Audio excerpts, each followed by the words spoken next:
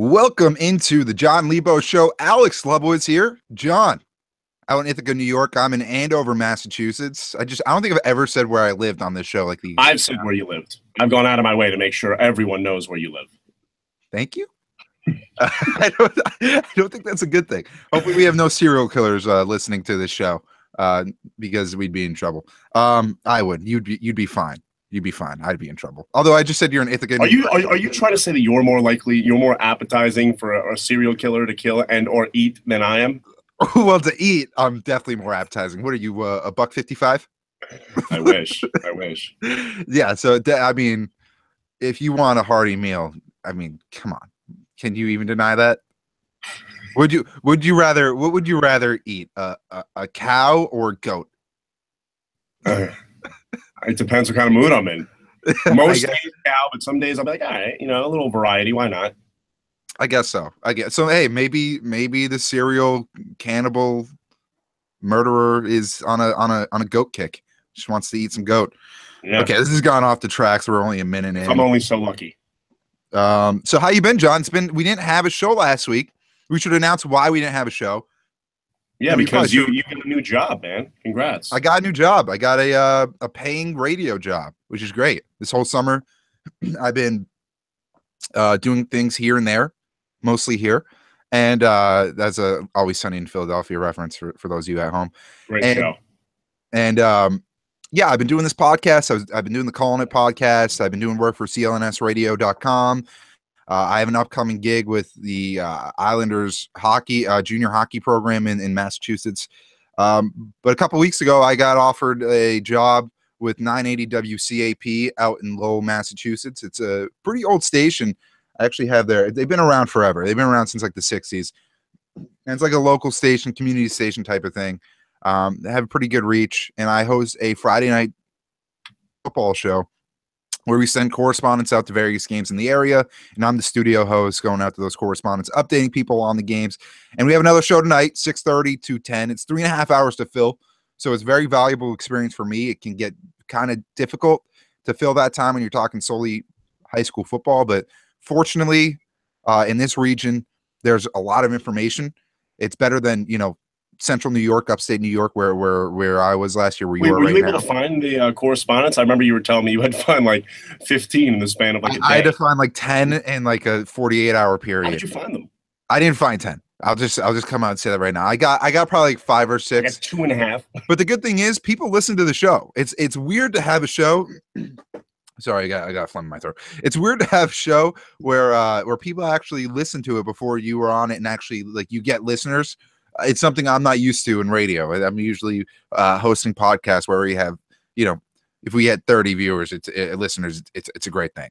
But that's the struggle. So people actually will call in, parents, boosters, whoever, games in the area, and give updates on scores. On top of the correspondence we already send out. I have my weekly interview with the Boston Globe high school reporter, Henry Brechter. I have a couple people who are weekly contributors. I have my board op / producer. His name's Froggy. Great guy. Horrible nickname. It's a good nickname. It's a good nickname. I think it's funny. You can call him Jason. That's his real name. And yeah, so it's been fun. Last week was my first show. I was really nervous. I crammed like the whole week. I was working like all day, just prepping. I had like a 15-page booklet of notes that I made that I'm building off of this week, and it's been a lot of fun. So I'm excited to start, and make sure you listen 6:30 to 10 on 980 WCAP and get on the TuneIn app. Yeah, man, it looks like you're doing well for yourself. You got your hockey gig starting soon. That's good to hear. Let's talk a little football though. Yeah, you've been complaining lately, dude. It's been awful, man. It's been like every game, every third. Like I didn't watch the Thursday night game. I hear that was actually a pretty good game last night. The Rams 49ers, but obviously for obvious reasons I didn't tune into that. But just the first 2 weeks, man, it has been brutal. It's been brutal. I read an article on The Ringer like this morning because I was talking about this yesterday, and then it's so funny. Like the Ringer comes out like with an article about it today, talking about how it's not as good because like teams are playing more conservative and like completion percentage is a big thing, and they're not like throwing deep balls as much. And I guess that might be true, but I think it's bigger than that. I just think there are so many teams. There's just not any like good enough teams. Like, it's boring to say, but just look at it. Look at 2 years ago. You had obviously you have like the core teams that are always good. Like the Ravens or Steelers. One of those two are always like consistently like a 10-win team. The Pats. And now that's pretty much it in the AFC. The Chiefs, I guess, consistently are with Reed. The Raiders. The Raiders have like this is like their first year like being like pretty good. But just when you look at the rest of it, man, it's really just like the bubble teams are what's big. And look at last year in the NFC, the bubble teams of who got the Giants got the wild card spot, a team that didn't score more than 20 points since week 12 of last season, got the one wild card spot, and the other wild card spot was the Lions, but. Look at teams that were exciting to watch and then just have a huge downfall. The Seahawks aren't as good anymore. The Bengals 2 years ago, in my opinion, were the most talented roster in the NFL from top to bottom. And now they're awful. Now they're like one of the worst teams. Just those teams that are on the bubble have deteriorated like a lot, and it sucks. Yeah, I think the problem is really the top tier teams are underperforming. I'm talking about the Seahawks and the Packers. The Vikings have been dealing with injuries. You have a few teams that you've been getting good performances from, and they're fun to watch. The Raiders, the Patriots, even the Falcons showed something this past week, and and kind of it seems like they're getting past that horrible Super Bowl loss. There's teams that you expect a lot more from. Even the Cowboys against the Broncos, they did horribly. So I think it's the top tier teams that just are starting off slowly. I think it will get better as the season goes along. I don't think the Packers and the Seahawks are too much to worry about. I think they'll figure it out. At least the Seahawks. And they've both just gotten worse. Like the Packers have got like less fun to watch, in my opinion. Their offense, besides Aaron Rodgers, it's not exciting. Don't get excited watching that. The Falcons have gotten a little better, yeah, but I don't know, man. I didn't expect them to be really good after that Super Bowl loss in devastating fashion. But is it really that bad compared to previous years? Like, I don't know. The first 2 weeks have been awful. They've been so bad. They're usually slower, though. I think it takes some time to get into. Again, this is something that is fixed with more play. The more teams get out there, the better chance they have of fixing these kinks. There's obviously a higher risk of injury later in the season. So hopefully these teams that are already underperforming bounce back. But you look at the Ravens, they've been better than we expected. The Bengals have been awful, though. They're low key like one of the worst franchises in sports, I think. Just with the personnel decisions they make, and like re-signing Vontae is perfect. They're up there. And having Marvin Lewis, Joe Mixon, all that, yeah, and Marvin Lewis being the second longest tenured coach in the NFL, it's ridiculous. Like that team just wants to get by. And I don't know, low key horrible team. They need to get rid of Marvin Lewis soon. Although I don't think they really care all that much. But yeah, the NFL is kind of a rough product right now. I get that. Dude, look at the games this week, man. The Ravens Jags. That's our London game at 9:30, and then our Broncos Bills. That's okay game. That would be like entertaining to watch. Browns Colts, like Bucks Vikings, Dolphins Jets, Saints Panthers, like Steelers Bears, like Texans Pats. Some of these games are just awful. They're unwatchable games, and it's going to be a bad product on the field. And I don't know if it's because teams are getting too conservative. I don't know what it is, but there's just so few good teams. Like the NFL is the best when there's like a bunch of teams really competing for those wild card spots and that like actually deserve them, not teams just getting them by default. And I really believe that. Let's go through. I think this week it's going to be another horrible product. Yeah, what's the Sunday night game this week? It's Raiders Redskins. Raiders Redskins. All right. And I think the Redskins are also hyped. I've been on record as saying that they're a hype team. They're all right. They're not amazing. They're not winning that division by any stretch of the imagination, in my opinion. But let's do some picks. And I'm trying to load these games up right now. But I got them right here. The first one. All right, yeah, let's go through them. Ravens at Jags. I think we'd both take the Ravens on that, obviously. Yeah, Ravens. The Broncos at Buffalo. We both take Denver, I'm pretty sure. Would assume. Broncos at Buffalo? Yeah. Yeah, Broncos are a surprisingly decent team this year. Cleveland to Indianapolis. I mean, Indy definitely. Browns. Yeah, yeah. I mean, oh, I would take Indy probably. You're taking Indianapolis? They got to get that. If they lose this next game, they just got to lose the rest of the season. Yeah, I don't know. They're both horrible teams. I could see it going either way. I had the Browns in that game though. Tampa Bay, Minnesota. I would probably take Tampa Bay on that. Tampa. And then Miami against the Jets. Miami, the Jets are incompetent. Then this next one's good. Atlanta at Detroit. That's going to be a really good game. But I think Atlanta's offense is just too much to handle for them. Yeah, after last week's win, I think they're going to come in and win that game. The Lions are fine. I think the Falcons are just an elite team talent-wise. The Giants and Eagles, that's going to be a good game, but the Giants are just brutal. I think the Eagles should win that one. They just lost in pretty devastating fashion, so they should bounce back hard. I don't know. I think we'll have to wait and see how the Giants respond. They're 0-2. If you start the season 0-3 with the roster that they have, that's awful. Maybe this week they get a kick in the ass from, how miserably they've failed to meet expectations. So that could be closer than we think. I have the Eagles winning it. They've been the better team, but we could see a desperate victory for the Giants this week. Carolina is going to beat New Orleans at home. New Orleans is really bad on the road. Yeah, although the Panthers' first two wins weren't very impressive. Who would they beat week 1 and 2? It wasn't like the Bills and like the Bills and the Niners. Yeah, 2 low-scoring games. Their offense hasn't been very good at all. Just Cam Newton's hit every play. Yeah, so I could see the Saints winning that game. They start off 0-2, but still they have Drew Brees. They have a much better offense than the Panthers and any team that they played this year. We're not even going to get into Pat's Texans. We're not even going to say that. Right. Seahawks at Tennessee. That'll be an all right game, but I think Seattle should. Seattle should win that. Dude, the same Tennessee is the favorite in that game. Yeah, but come on. I think the Titans could win. But again, it's week 3. This is where you see a lot of teams turn that corner. It depends on how that Seahawks offensive line holds up. Cincinnati and Green Bay, that's we don't even need to get into that. I don't think either. Kansas City at LA. Kansas City. Yeah, the Chargers have just had the worst luck with that kicker Young Ho, who missed 2 devastating field goals. It's funny because is this going to be racist? His it's Young Ho, and that's how it's spelled. It's not how it's pronounced though. How's it pronounced?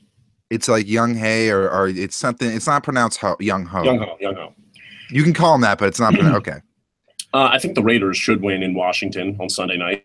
Yeah, again, Redskins are a hype team. I don't think they're very good, and the Raiders, obviously one of the best offenses in the NFL. So. And then Dallas at Arizona. Dallas should bounce back. The Cardinals stink. The Cardinals are awful. Just a horrible team. Fitzgerald's getting old. Carson Palmer's getting really old.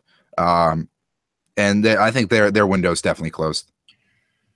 And then those are. I think we're just set up for another bad week in that regard.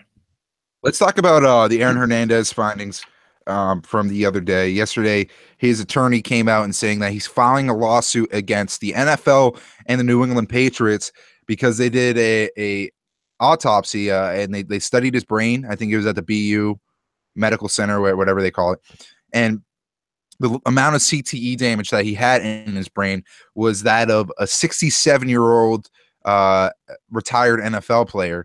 And he was not 67. He was in his mid-20s, and he stopped playing when he was 23 years old. So this is a kid, incredible amount of brain damage, and now his attorney's pawning it off as an excuse for his, subsequent criminal activity. And is this also probably a reason for the suicide too? Definitely. I think the reason for his suicide is because he was in prison and he knew he was never going to get out. But if he was starting to feel effects of this too, that could have definitely been the. No, you know what? If you have CTE, it doesn't cause you to murder people. Otherwise, no. I mean, just for himself. If he was starting to have horrible brain issues and was really his physical status wasn't good while he was in jail. Maybe that also prompted him to commit suicide. I don't think so. I think it was, if I had to guess, it's just speculation. This is a wild thought. And I'm probably not the first one to throw out this theory. I think he knew what it would do for his case if he had committed suicide. I think it was a self-interest move for his family. Um, by doing this, it probably is a benefit. It's probably good evidence for his court case that he has now. He probably knew that being a football player and taking the hits that he had taken, there was going to be CTE in his system. And I guarantee you that his ride or die wife knew what was happening, knew what the plan was. Because here's the thing, he murdered all those people, allegedly.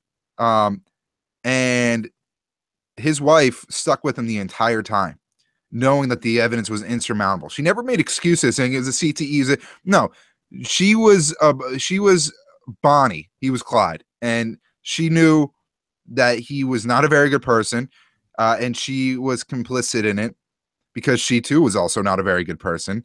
So she looked past the fact that he murdered people and looked at him as her husband and the father of her child, rather than some murderer. Which, I mean, I get that to some extent, but it doesn't excuse you from being sympathetic to a murderer.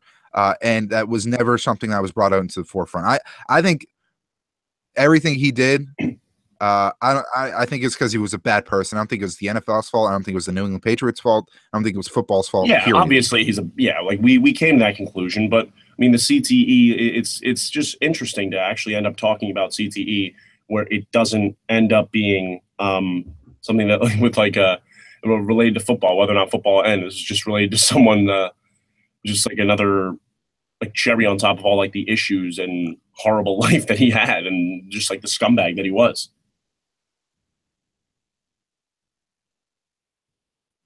All right, John, you're breaking up a little bit. I think you're back now, though.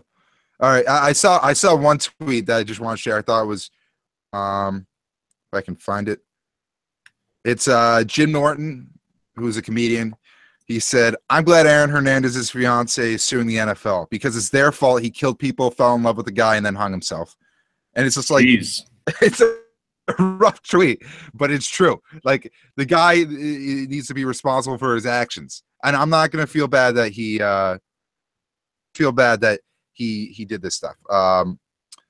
That his life ended up the way it did. It's from his own actions. Rough life. I get a rough upbringing, but still. All right, let's take a quick break. When we come back, we will discuss the NBA, Kevin Durant, the Twitter mishap, and later on the show, we'll get to Chris Sale and his excellent performance, getting to 3,000 strikeouts or 300 strikeouts in a single season. We'll be right back. This is the Jon and Lebo Show presented by Bonehead Picks.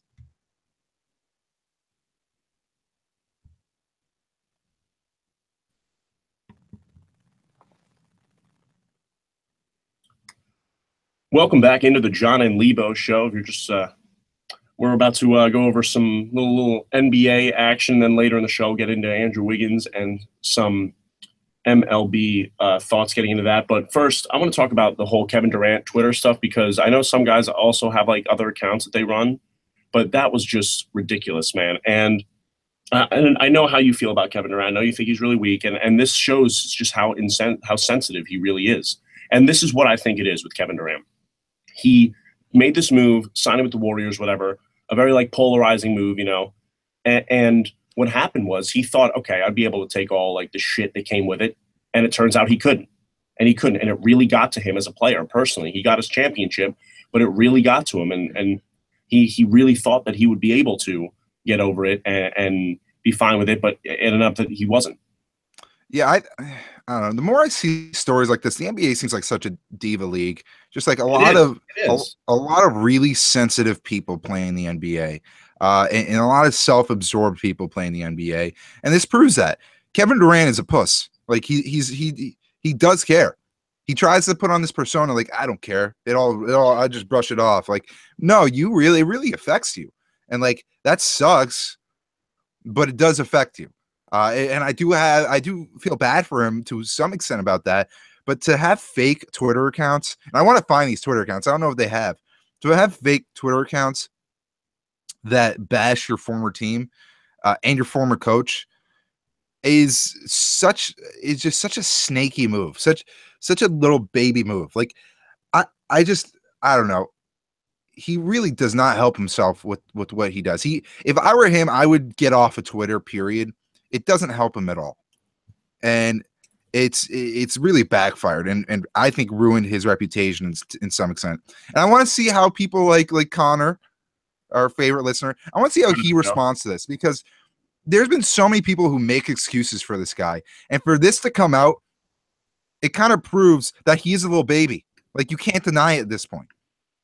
Like, for him to do that is ridiculous. It's just so petty.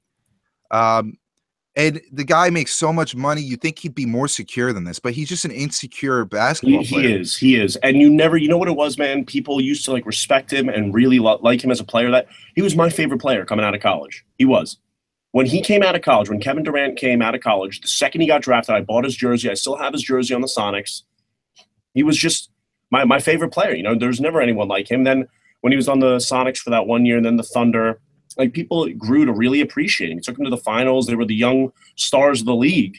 And now, and then he leaves, and I stood by that decision. But, like, at the same time, now if you want to make a big move like that, you need to be responsible for whatever actions that come with it. You need to make sure that you got to be able to take a lot of hits that you're going to get. And he's like, yeah, I'll be able to, like, fuck the haters, you know, whatever. And he just wasn't. He just wasn't. How common do you think this is? Because there's the famous Skip Bayless Facebook comment, like, "You're the man, Skip. Keep it up, or keep up the good work," from his own account, which was hilarious. Because, like, that's not like a sign. It's not like a comment that's gonna, like, turn people. Like, you know what, this guy thinks he's the man. I think I'm gonna hop on board and say he's the man. Like, this is like, that was just a horrible comment in the first place. Terrible judgment.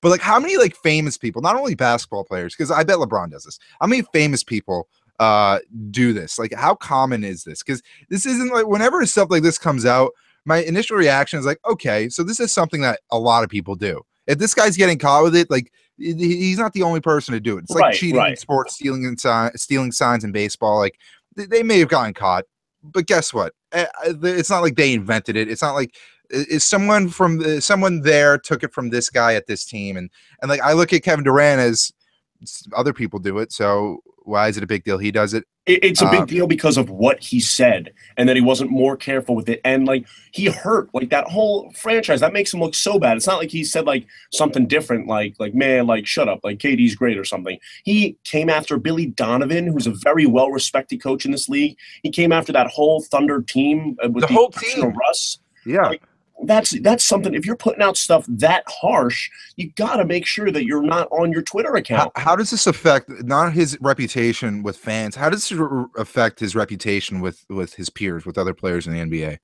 I don't think it's other players that are going to affect it. Well, it's more just teams. Like, teams are going to affect it. Obviously, he's such a good player that any team's going to want him, and no matter what he does, they'll just overlook it.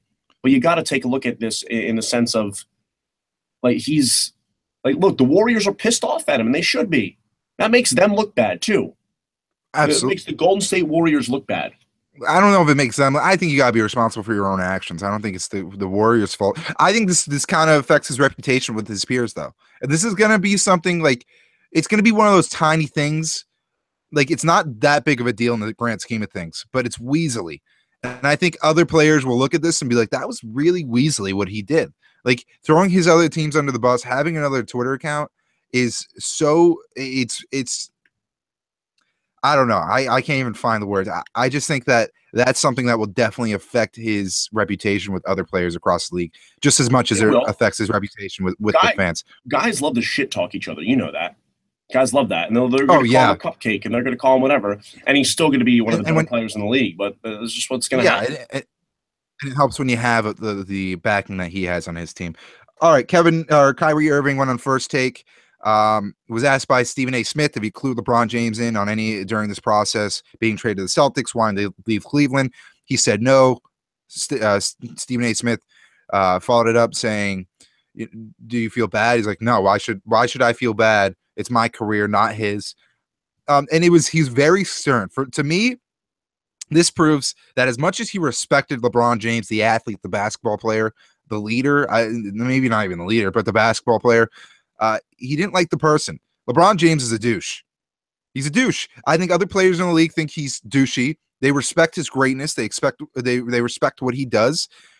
But I think that like his reputation, we talked about Kevin Durant having a rough reputation in the league, is kind of the same type of thing. You look at him in this Divas League, he's looked at as the ultimate diva, as someone who has too much control.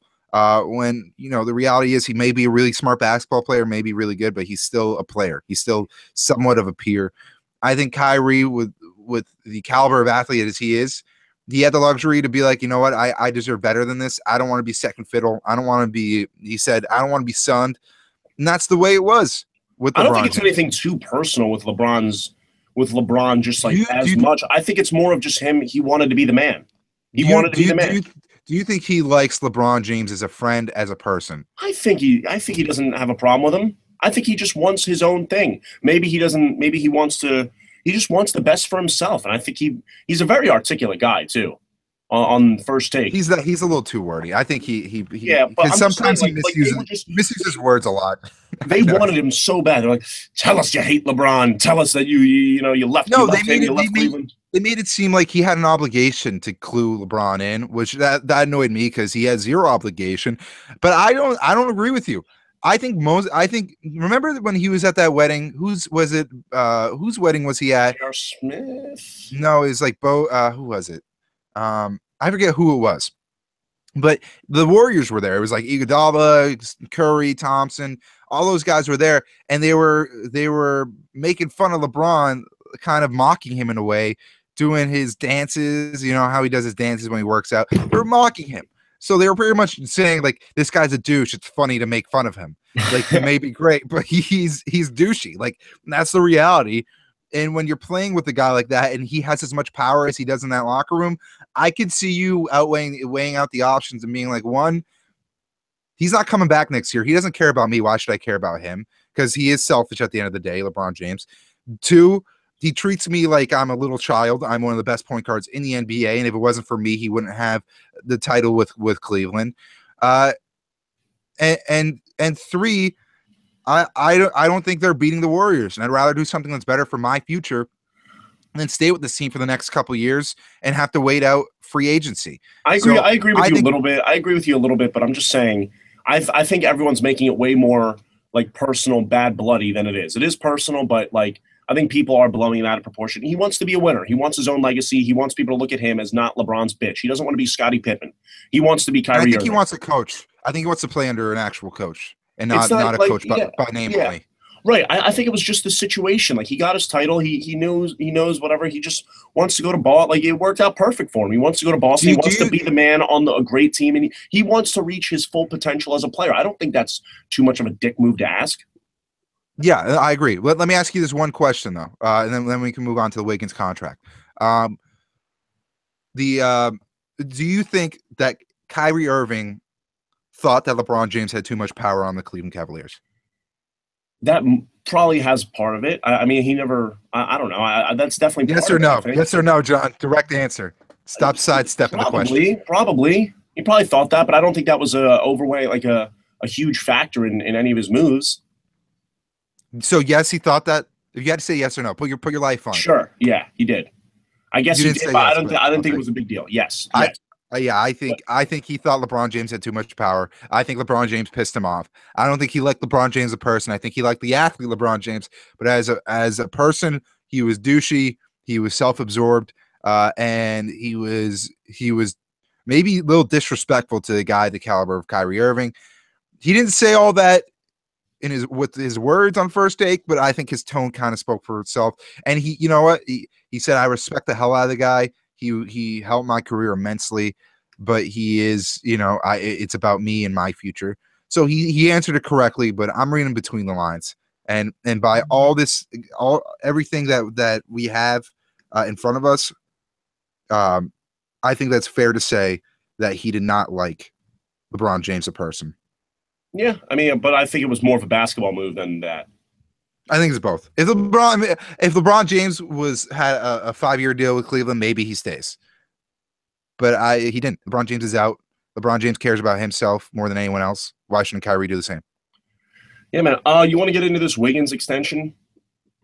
Zach Lowe tweeted about it being polarizing, that this was a new contract. And I remember I looked at Connor yesterday. I'm like, Connor, this is not polarizing at all. This is a contract that this is a guy.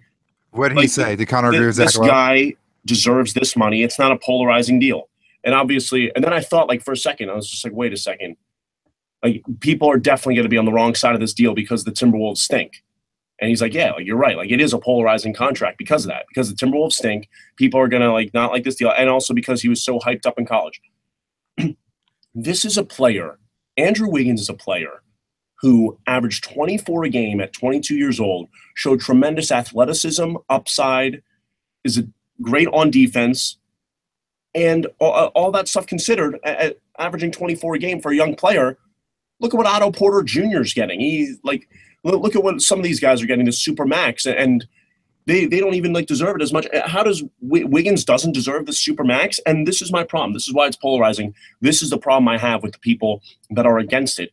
It's because people are so like stuck on the idea that, okay, like, I don't care if you're young. You should be winning games by yourself. Like, I don't care. I don't care if you're a young player in the league. LeBron, it took him 4 or 5 years to get into the playoffs. KD, when he was in the league his first few years, he was putting up monster numbers, and they stunk. Did those guys not deserve deals? Did those guys not end up blossoming into great NBA players? This team is the second year of not only a new coach, but a new president of basketball operations.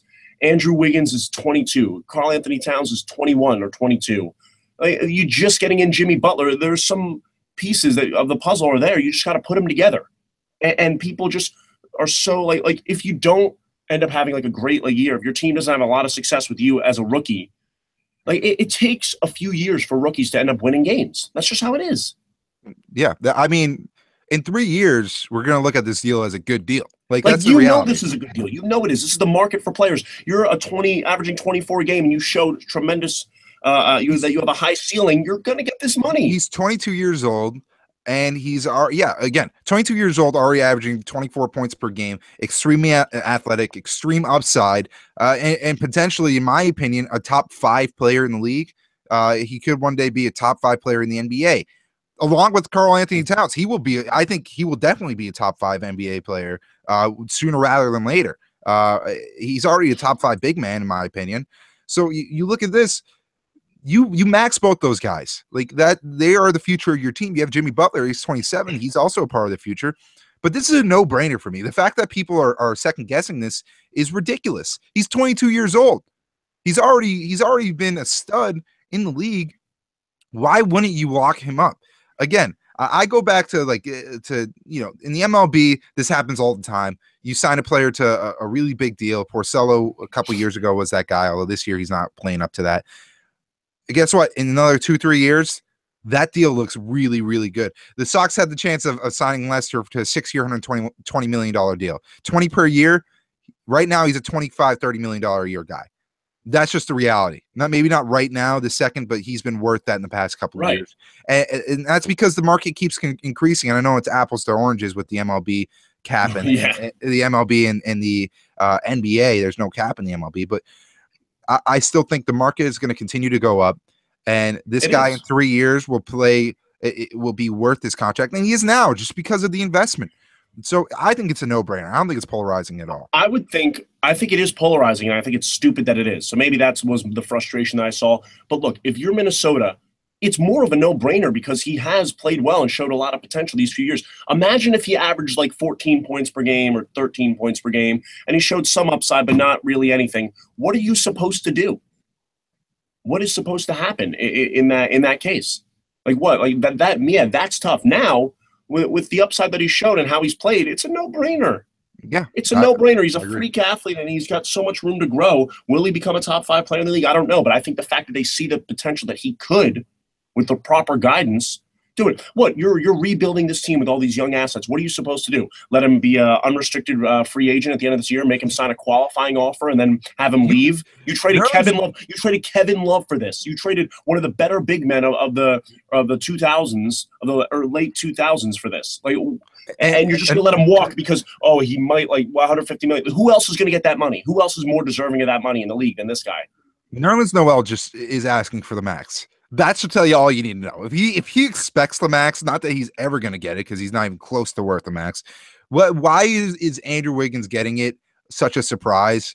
And why would that be polarizing? It makes zero, like, I don't know. You have a stud athlete who's young and he's athletic and he hasn't been getting hurt. Like, he's not an injury prone guy. Like, he'll be available. Like, I just don't see any type of I don't see how it's a polarizing deal. I don't see how anyone could really crap on this deal at all, personally. You want to take a quick break? Yeah, let's take a quick break. When we come back, we're going to talk about Chris Sale and the history and just how great he's been this whole season. And we're going to get into maybe a little bit of realistic chances for the Red Sox and how that whole AL East is going to play out, because that's always definitely fun to talk about. Listening to the Jon and Lebo Show. We'll be right back.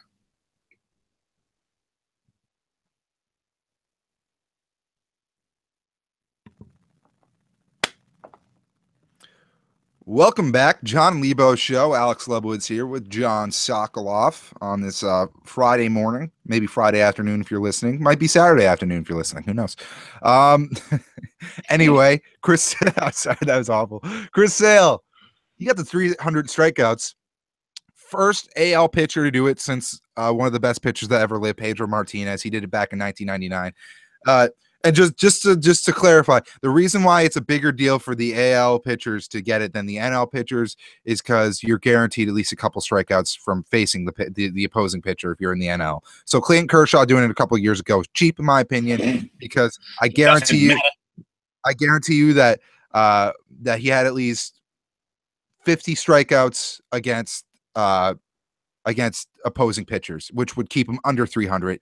Chris Sale doesn't have that luxury. He's at 300 going against designated hitters instead of pitchers. It's way more impressive. And this season, he's been great. He's kind of fallen off lately. That's what he does in September, late in the season, which is a concern going into the playoffs. But it's been the most fun I've had watching a pitcher since Pedro Martinez. And I was young for Pedro, but he's the reason I started following the Red Sox, as with many people from the Boston area who are around my age. It's Pedro Martinez was the guy. I read. Wait, finish your thought. Yeah. So Chris Sale doing this, I look at this at for someone who's born in 2000 or 2010, 2012, like a little kid, and they start seeing this guy like that. They're having the same reaction to Chris Sale as I did when I was that age, watching Pedro pitch. And it's special what he's doing, because he's, one of the best pitchers in the MLB this year. I think he should win the Cy Young. We'll get to that in a bit. But to see him reach this feat in today's game is super impressive, and it's been so fun to watch.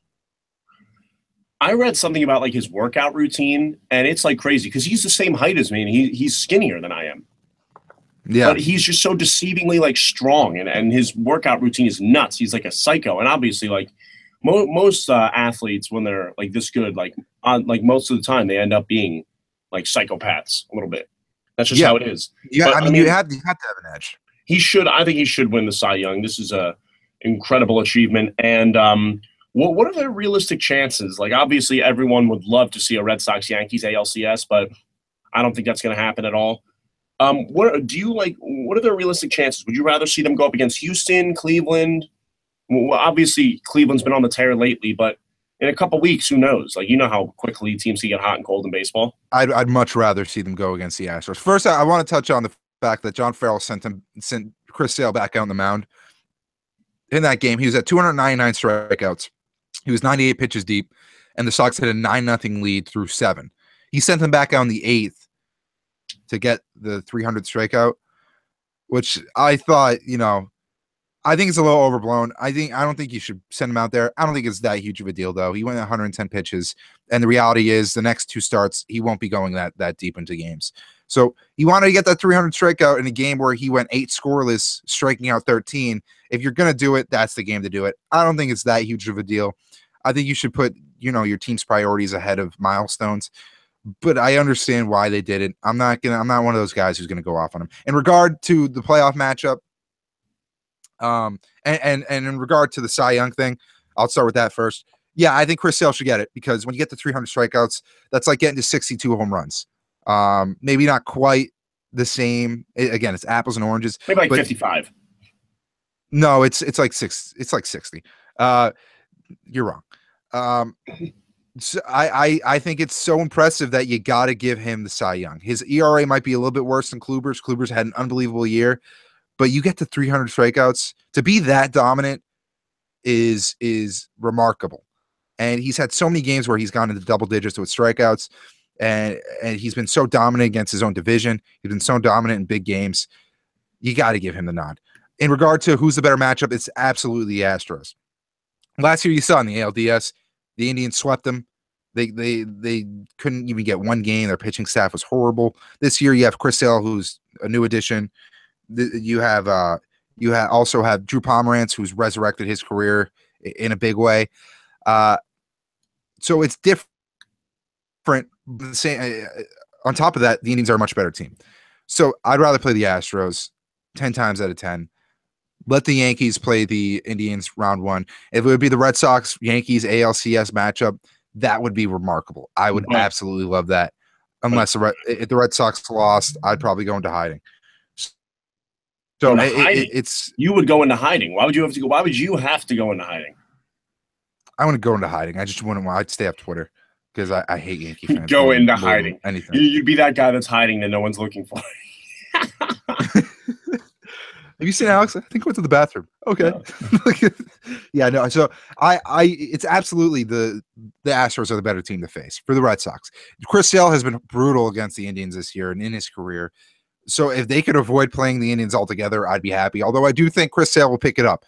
I think he's the type of guy, when you're in a big spot, he'll get you out of it. Again, he has balls. He has cojones, as they say. So I look at Chris Sale as a guy who will show up in playoff time. He may be losing his stuff a little bit, although with that performance he had yesterday, I consider that a big-time performance. He knew what was on the line. He claims he didn't know that he was close to 300 strikeouts. He knew exactly where he was at. He knew he was one away in the 8th inning, or else he wouldn't have gone back out there. That's just a fact.